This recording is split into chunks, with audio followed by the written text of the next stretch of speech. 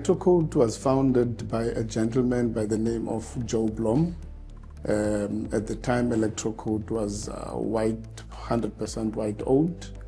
And he subsequently, when he retired, gave it to his daughter. And unfortunately, the daughter could not keep up with the business. And we were approached by AutoCast South Africa, one of the main clients of ElectroCoat, to try and take over ElectroCoat.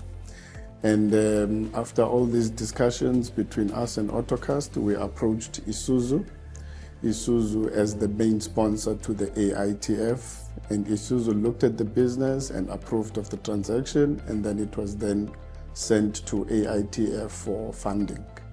And this was in 2022 when we did the funding, and the funding was approved 2022 December, and we took over ElectroCoat 2023 April. It started when Isuzu approved the transaction, and then all our documentation which were submitted to Isuzu were then forwarded to AITF. And when these documents reached AITF, it was AITF who contacted us and required further documentation during their due diligence stage. So we supplied them with all the information that they wanted. There was a site visit as well with AITF to come and look at the business to see whether this business that is being funded does exist. So they were here and we looked at all the aspects of the business in terms of the infrastructure, the condition of the infrastructure, and the personnel, the skills that were at the time that was available at ElectroCoat, and to see whether is there improvements that we needed to do. So all those things were done prior us taking over or prior funding being extended to us. So by the time we came in, we knew exactly what is needed when we in operation.